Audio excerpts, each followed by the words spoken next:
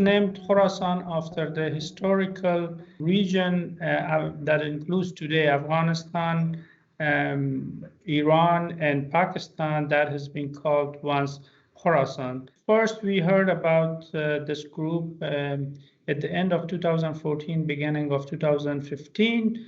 Most of its militants were coming from the former Pakistani Taliban who were pushed back. So it includes militants from Afghanistan, Pakistan, and Central Asian countries like Uzbeks and Tajiks.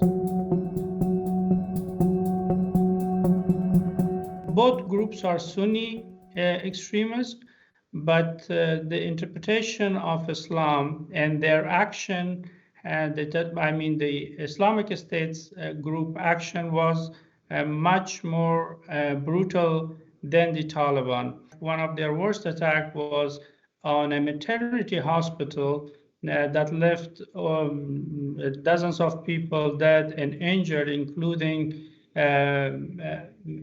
pregnant women and newborn babies. In some occasions, we have heard of cooperation between the two groups for putting pressure on then Afghan government and foreign forces, but overall both groups they have their differences and rivalry, and Taliban are not willing that another Islamic, so-called Islamic group and militant group emerge in Afghanistan and challenge them.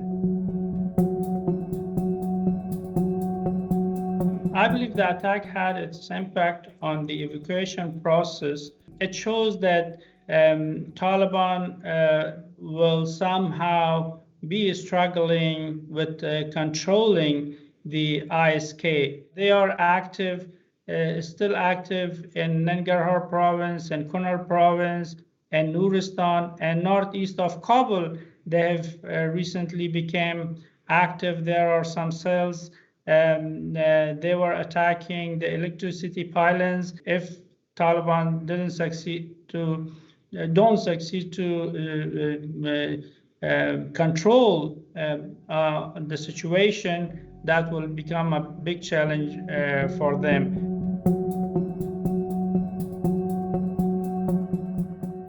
There are concerns that after the August 31st deadline and withdrawal of all foreign forces and U.S. forces from Afghanistan, there is a concern among journalists, civil society activists, and even former government officials who are still inside the country that the Taliban behavior may change and they may start to have tighter restrictions and measures, and probably they will go after them.